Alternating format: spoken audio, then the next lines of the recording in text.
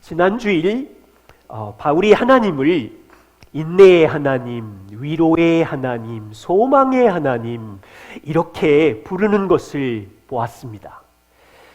저의 인생을 돌아보고 또 기도의 자리를 살펴보면요, 대부분 능력의 하나님, 자비와 은혜의 하나님, 만물을 통치하는 창조자 하나님, 또 하나님 지혜를 주시고 복을 주시는 하나님, 이렇게 많이 찾았어요. 솔직히 말씀드리면 인내의 하나님, 위로의 하나님을 거의 부르지 않았어요. 그래서 로마서 15장 이 바울의 고백이 저에게는 신선한 도전이었습니다. 지난주 저의 인생을 돌아보고 또 교회의 역사를 돌아보면서 정말 하나님은 인내의 하나님이셨구나, 끊임없이 위로의 하나님이셨구나를 깨닫게 되었습니다. 오늘 바울이 고백한 인내의 하나님, 위로와 소망의 하나님이 우리 안에 누구이시고 또 어떻게 무슨 일을 하시는지 한 번 더 이 말씀을 나누고 싶습니다.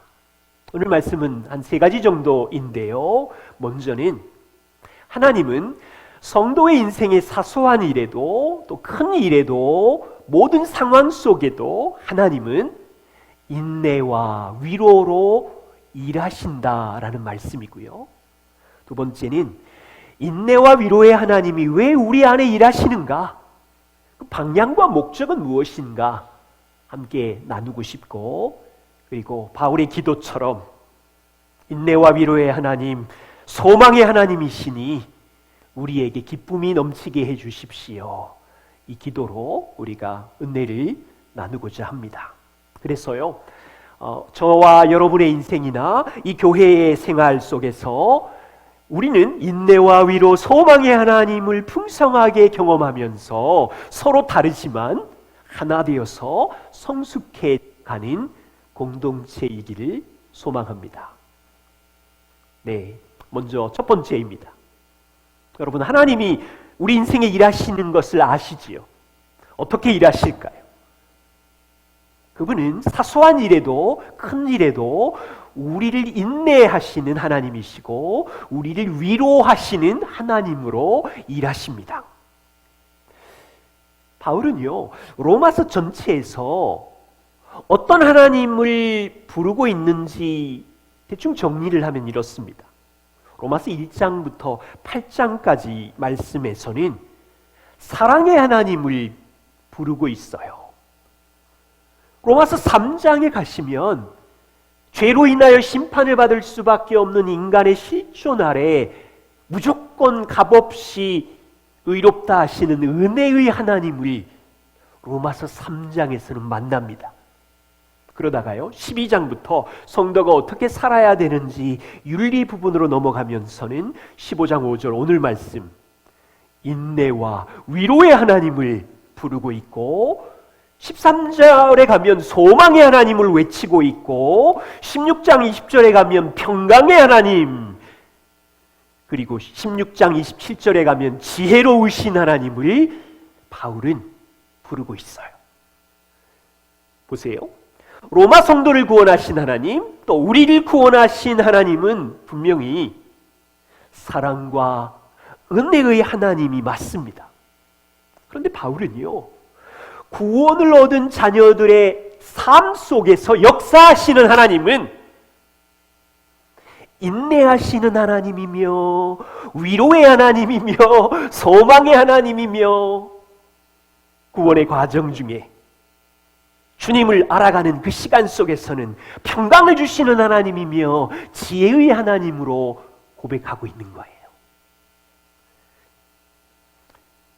자, 질문입니다. 오늘 이 아침 성도님 여러분, 여러분들이 의지하고 고백하는 하나님은 누구십니까? 지금 나의 골치 아픈 문제를 해결해주는 능력의 하나님입니까? 질병을 치료해주는 치유의 하나님입니까? 내 소원을 들어주는 축복의 하나님입니까? 수학 문제 잘 풀어주는 지혜의 하나님입니까? 물론 하나님은 그러시죠. 그런데 인생 속에서 우리는 하나님이 누구신지 더욱 알아가야 합니다. 우리가 조급하고 자주 넘어질 때 우리 안에 계신 하나님은 우리를 참고 오래 기다리시는 인내의 하나님을 경험해야 돼요. 우리가 낙심할 때 우리를 다시 격려하고 일으키시는 위로의 하나님이 일하고 계세요. 밤새 절망의 소설을 쓰고 있는 우리에게 하나님은 소망의 풍성함으로 우리를 일으키시는 하나님이세요.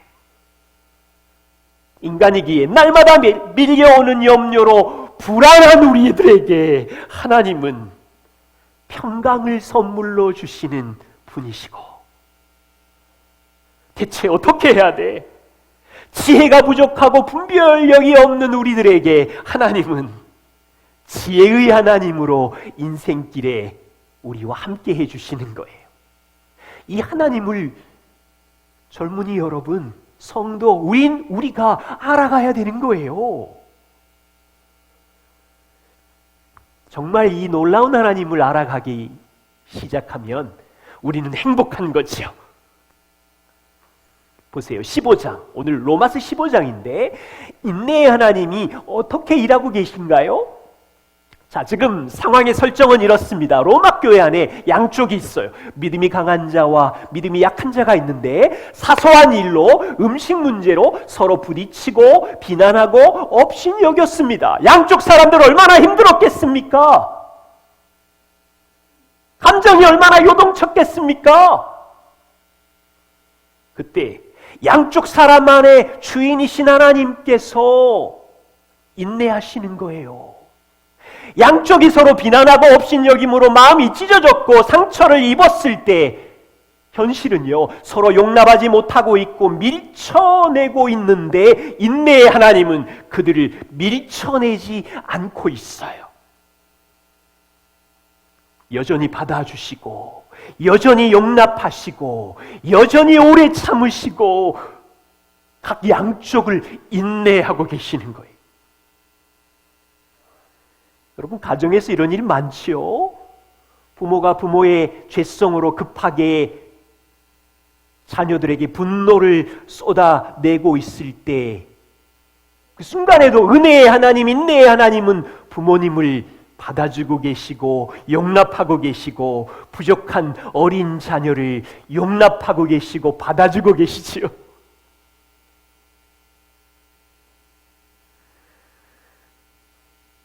하나님은요, 성도의 사소한 일상, 가정, 교회 안에서의 사사로운 문제, 직장 속에서 자녀와 동행하시고 자녀들 안에 인내로 일하고 있으며 넘어진 자리에서 격려하며 일으키려고 위로하고 계시는 하나님이시라는 거예요.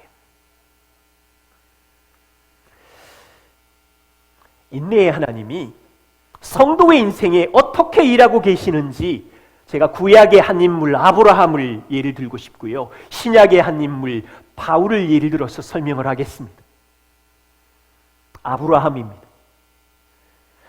75세 노인이었던 아브라함에게 하나님께서 찾아오셔서 아브라함은 갈대아우로 고향과 친척과 아버지 집을 떠났습니다. 창세기 12장 좋아하시지요? 하나님이 노인네에게 세 가지를 약속합니다. 자식이 한 명도 없는 아브라함에게, 아브라함아, 너의 후손이 하늘의 별을 봐, 저렇게 많을 거야. 바다의 모래를 봐, 어마어마할 거야. 민족을 이룰 거야. 땅 한 평 없는 아브라함에게 동서남북을 봐라. 내 눈으로 보는 가나안 땅 전부를 줄 것이다. 어마어마하지요? 그 정도가 아니에요. 세 번째, 아브라함아, 너의 후손 중에 구원자가 나타날 것이고 모든 민족과 열방이 그 후손을 통해서 하늘의 복을 받을 것이다. 무슨 이런 약속이 어디 있어요? 그런데 현실은 어때요? 아브라함이 100세가 될 때까지 25년 동안 자식이 한 명도 없어요. 창세기 12장부터 20장까지 25년의 시간이 흐르는데 아브라함은 하나님의 약속을 소망으로 믿다가 자주 넘어져요. 자주 죄를 지어요. 실패해요. 사람은요, 아브라함처럼 하나님의 시간표를 알지 못하기 때문에 인내하지 못하고 절망해요. 그런데 창세기를 쭉 읽어보십시오. 하나님은 아브라함 안에서 인내하시면서 위로하고 계세요. 창세기 12장부터 50장, 20장까지 보시면 약속하신 자녀가 태어나지 않자 아브라함은 계속 넘어지고 죄로 반응하는데 5번이나 하나님은 아브라함을 찾아오셔서 말씀으로 위로하며 다시 세우세요.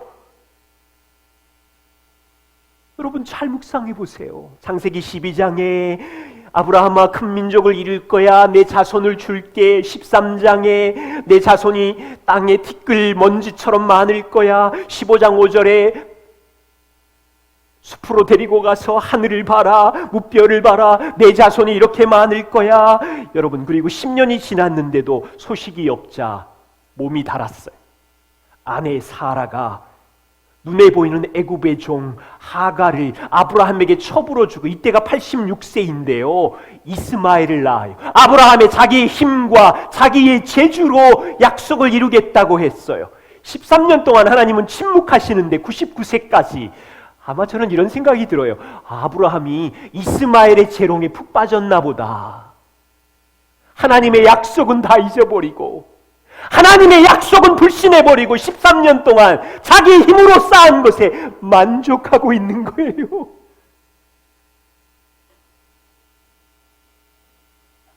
그러자 13년 만에 창세기 17장에 12년 만에 하나님이 아브라함을 다시 찾아와서 내 언약은 내년 시기에 사라가 내게 낳을 이삭을 세울 거야. 그러니까 엎드려서 아브라함이 피식 웃어요.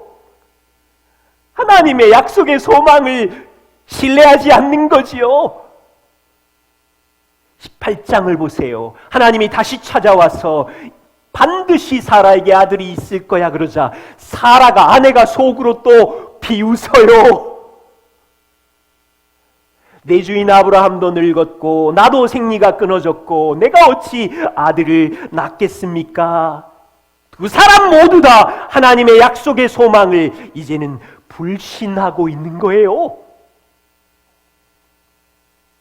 여러분 이런데도 하나님은 아브라함과 사라에게 하나님의 시간표를 믿고 인내하지 못하는 이 두 사람에게 여전히 소망이 있으세요.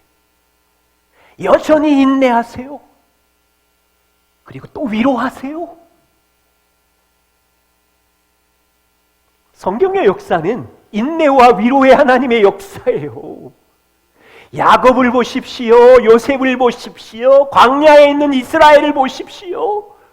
곳곳마다 반역하고 불순종하는데 하나님은 그들을 인내하시고 기다리시고 위로하시고 소망을 주시고 제가 이 눈으로 성경을 대충 보니까 하나님은 온통 오래 참으시는 분이시구나. 자기가 주신 소망을 이루려고 위로하시는 분이시구나. 두 번째 바울이에요. 바울. 디모데전서 1장 13절은 바울의 인생의 마지막이에요. 이제 며칠을 살지 언제 기록했는지 모르지만 바울이 감옥에서 인생의 마지막 하나님을 무엇이라고 말하고 있는지 보세요. 13절. 내가 전에는 예수님을 알기 전에는 비방자요 박해자요 폭행자였으나 16절. 내가 예수님을 만나고 긍휼을 입은 까닭은 예수 그리스도께서 내게 먼저 일체 오래 참으심을 보이사 주를 믿어 영생 얻는 자들에게 본이 되게 하셨으니. 바울이요 죽음의 마지막 순간에 자신의 과거를 돌아보면서 사랑의 하나님을 고백하는 것이 아니라 오래 참으시는 인내의 하나님을 고백하는 거예요. 예수 믿기 전에 자기는 반역했던 비방자요, 박해자요, 폭행을 일삼았던 원수였을 때도 하나님은 인내로 나를 오래 참으사 다메섹에서 만나 주셨는데, 예수님을 만나고 교회를 돌보고 성도들을 섬기는 동안 그 인내의 하나님이 인생 전체에서, 여러분, 제 생각에 바울은 감정의 요동이 어마어마했을 거예요. 서신서를 읽어보세요. 돌에 맞고 우겨쌈을 당하고 억울한 일을 당하고 거꾸로 뜨림을 당하고 성도들에게 손가락질을 당하고 사도성을 의심받고, 이 모든 상황에서 바울의 마음은 출렁출렁거렸을 텐데, 인생의 마지막을 돌아보면서 오래 참으신 인내의 하나님이 내 인생에 함께해 주셨기에 내가 이제 영생 얻는 자들의 본이 되어 마지막 순간 서 있는 거예요.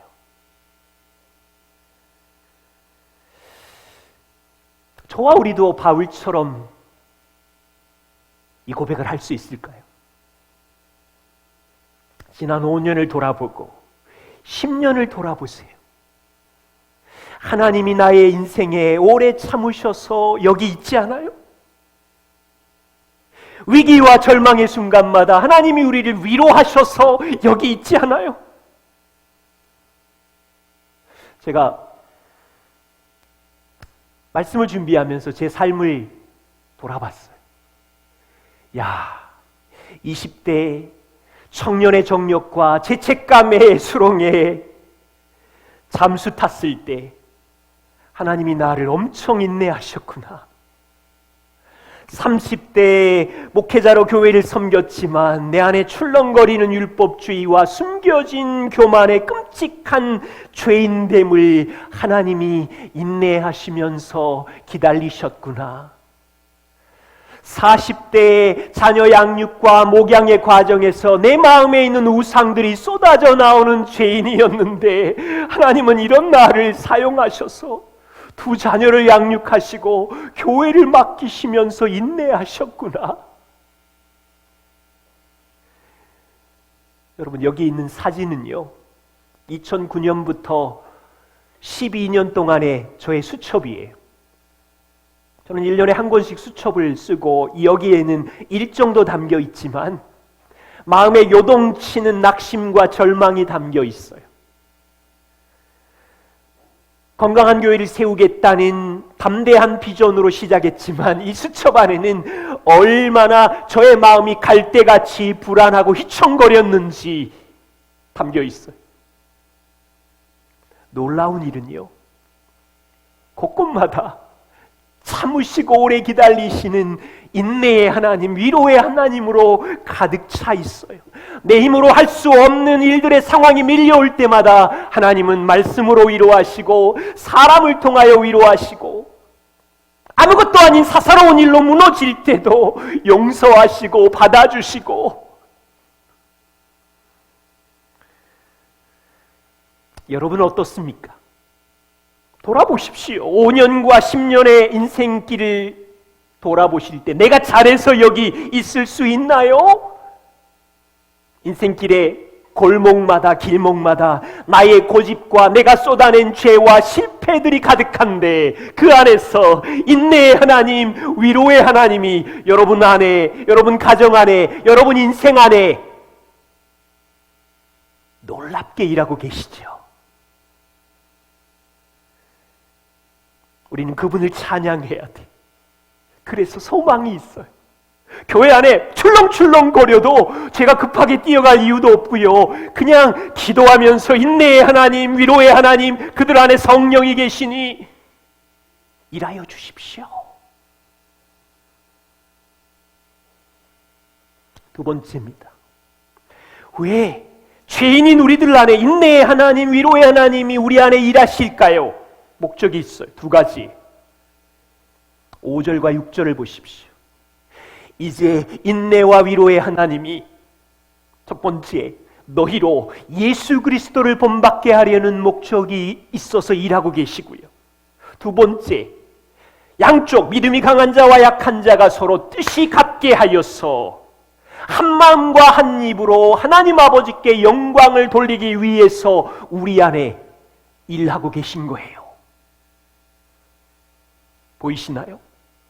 로마서 15장 배경은요, 믿음이 강한 자들이 약한 자들의 약점을 담당해라, 인내해서 그리스도를 본받아라, 인내의 하나님이 너를 인내하신 것처럼 너도 연약한 자를 인내해라, 도덕적인 힘으로 인내하라가 아니고 사람에게 인정받기 위해서 인내하라가 아니라 너 안에 성령님이 계시며 그 성령님이 너를 인내하고 계신 것처럼 기다려라, 오래 참아라.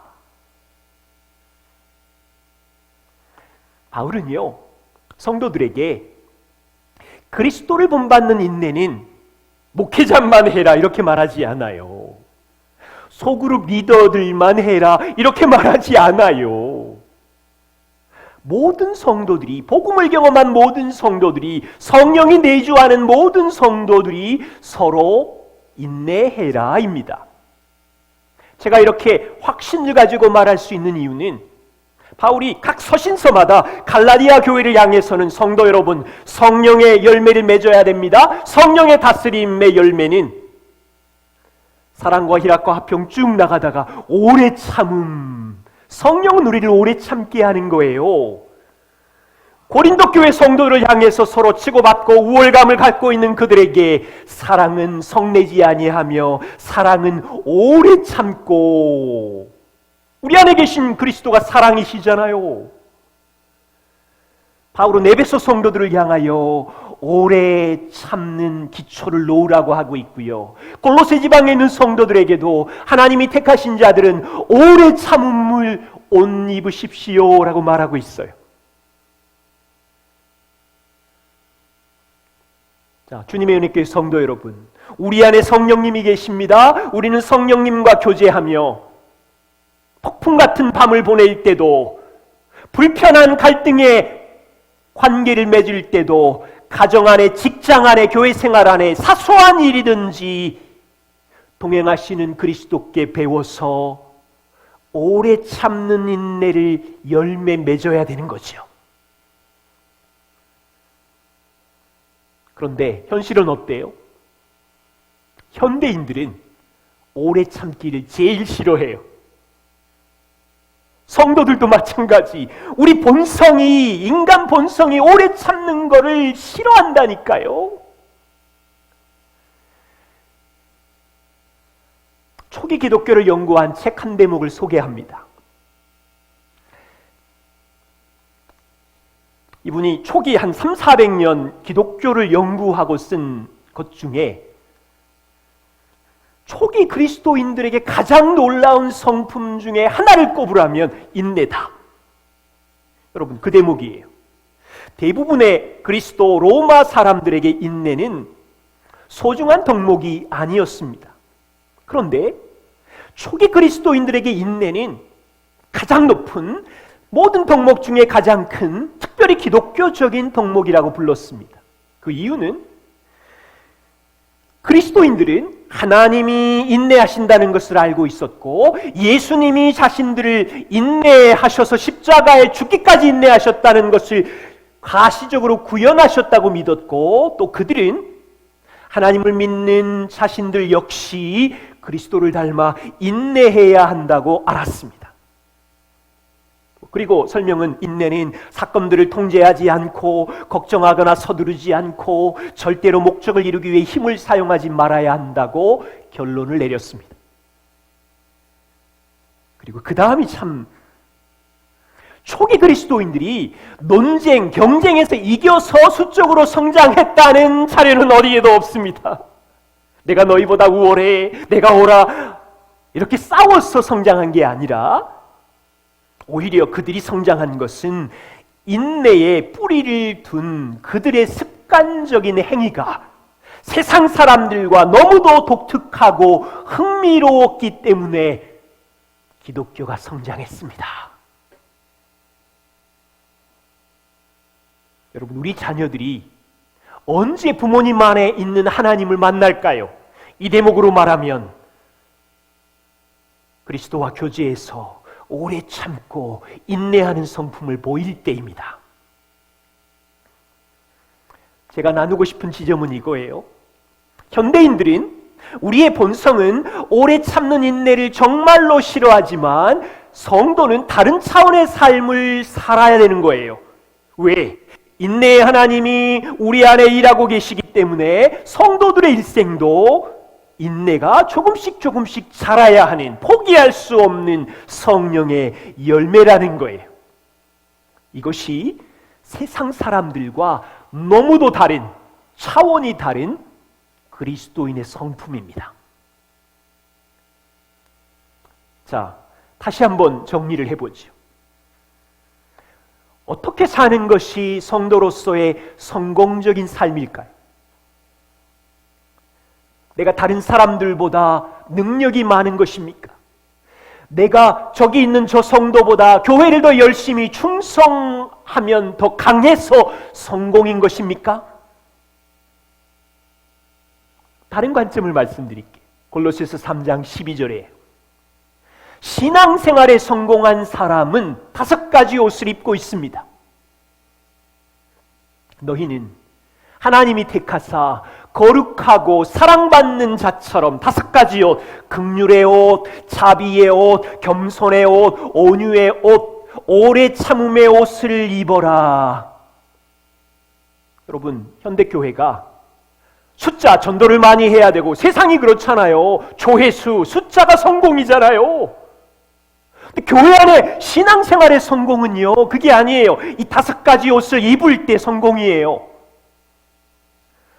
누가 연약한 지체들이 더 많이 긍휼과 자비를 베풀었는가? 누가 자기가 쌓은 행위를 자랑하는 것이 아니라 겸손하게 서로를 용납한 것인가? 이게 성공인 거지요. 누가 행사를 멋지게 했느냐? 이게 아니라니까요. 누가 성내지 않고 온유의 옷을 입고 약한 자를 섬겼는가? 누가 고통스러운 관계 속에서 오래 참고 인내하며 기다렸는가? 이런 것이 성공이라고요. 다시 말하면 성공적인 신앙생활은 성령과 교제하면서 그리스도를 본받는 열매를 삶에서 나타내는 것이지요. 하나님께서 성도의 인생 안에 들어오셔서 일하시는 목표는 여러분들이 땅에서 물질의 대박을 나고 권력을 쌓는 이런 보잘것없는 하찮은 초라한 목표를 가지고 하나님이 일하시는 것이 아니라는 것을, 왜 세상하고 비슷한 목표를 갖고 계세요? 하나님께서 우리 안에 들어와 일하시는 목표는요, 믿음이 강한 자가 예수님을 본받아 거룩하고 흠이 없는 자녀가 되어서 믿음이 약한 자의 약점을 담당하고 인내하는 자녀로 성장하는 것이 목표예요. 그래서 믿음이 약한 자가 믿음이 강한 자의 반응을 보고 주님을 닮아가고 주님을 알아가고, 그래서 양쪽 모든 사람이 함께 한 마음이 되고 한 뜻이 되어서 주님을 닮아가고 하나님께 영광이 되는 거디요.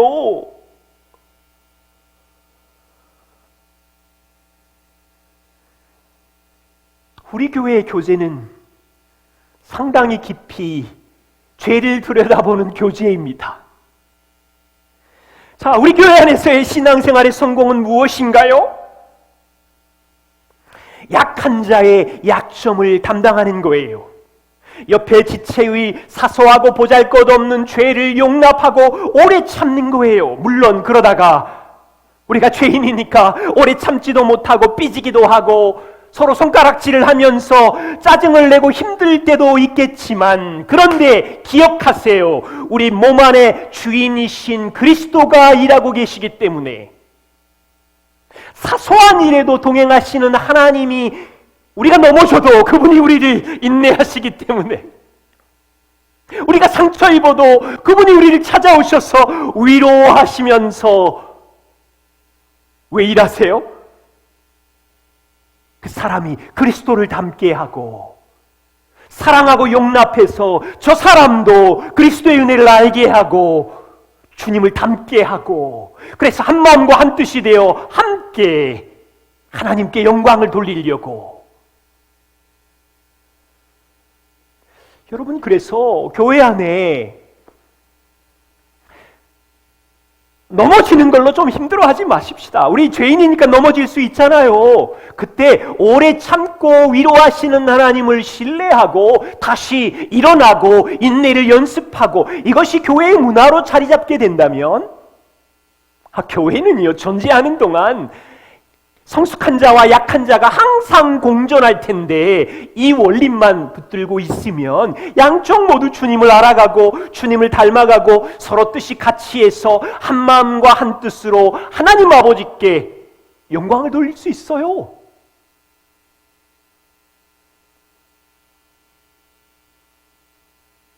바울의 목표는 세 번째입니다.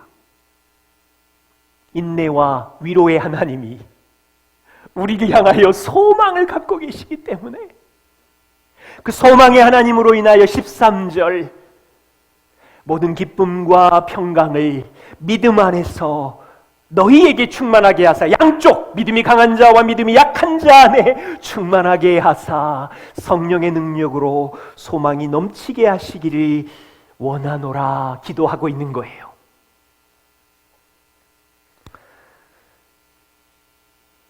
소망이 누구에게 있습니까? 배우자가 소망입니까? 자녀가 소망입니까? BTS 만나는 게 소망입니까? 분명히 12절에 말해요. 이사야가 이르되 이새의 뿌리, 이새의 뿌리가 누굽니까? 열방을 다스리기 위하여 일어나신 이, 누가 일어났어요? 십자가에서 죽으시고 부활하신 이새의 뿌리 예수 그리스도가 일어나셨지요. 열방이 예수 그리스도에게 소망을 두리라. 이사야는 800년 전에 예언했지만, 이 초대교회 성도들은 이 십자가와 부활을 통하여 일어난 그 메시아 예수 그리스도를 알고 있지요.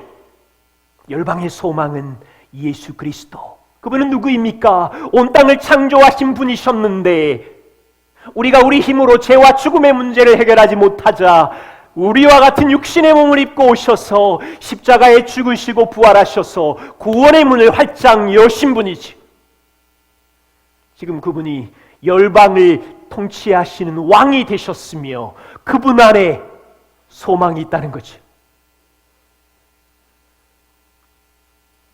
존 파이프 목사님이 한 번은 설교를 준비하는 금요일 날 쏟아진 메일을 확인하면서 성도들의 근황을 이렇게 표현했어요.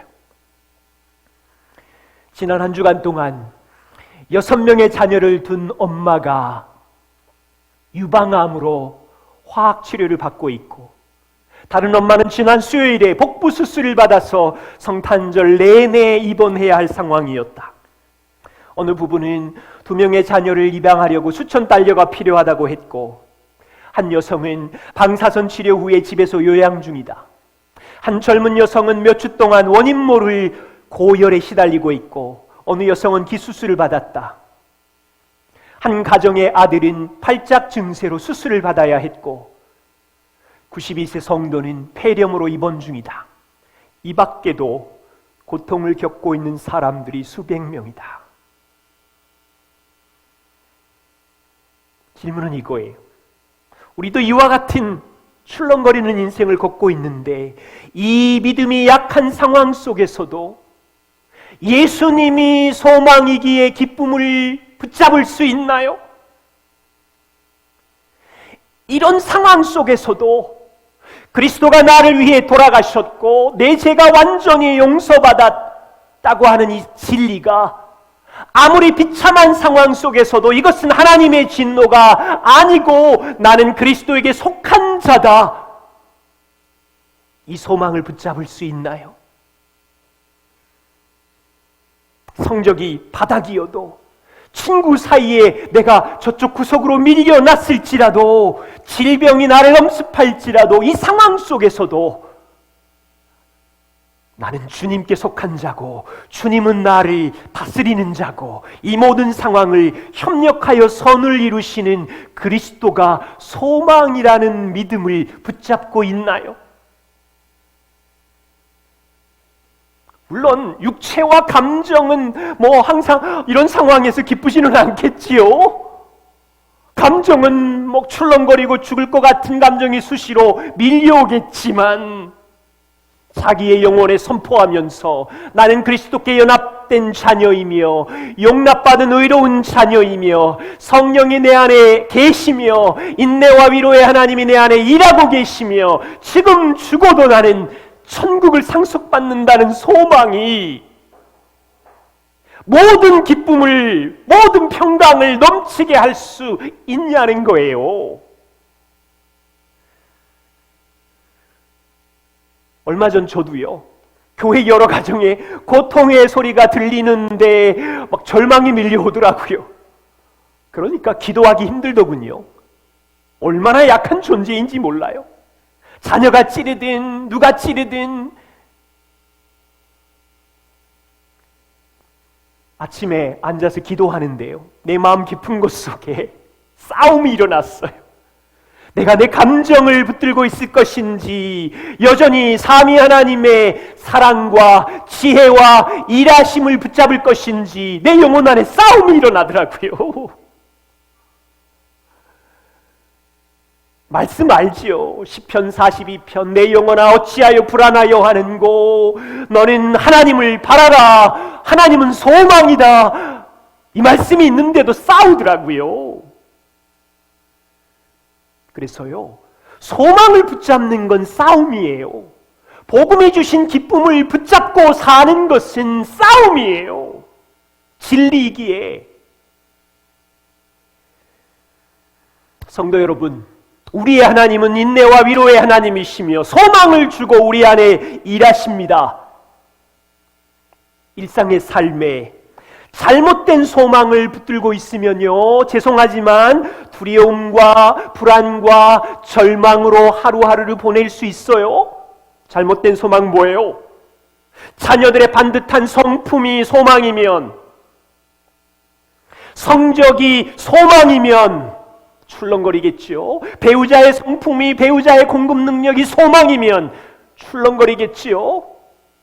사람의 인정과 감사와 박수가 소망이면 출렁거리겠지요. 잘못된 소망은 여러분들이 그리스도인이지만 불안과 두려움과 싸우십시다. 우리가 죄인이기에 흔들리지 않는 소망 예수 그리스도를 하나님이 주셨기에 날마다 소망의 하나님을 붙들고 기뻐하기로 내 영혼에게 말하는 싸움을 다시 하십시다. 모든 열방이 그리스도 안에 소망이 있다고 하셨습니다. 믿음이 약한 자도 강한 자도 그리스도 안에 소망이 있기에 그 소망을 붙잡을 때 우리 안에 말할 수 없는 모든 기쁨과 평강이 넘치게 하실 것입니다. 기도하겠습니다.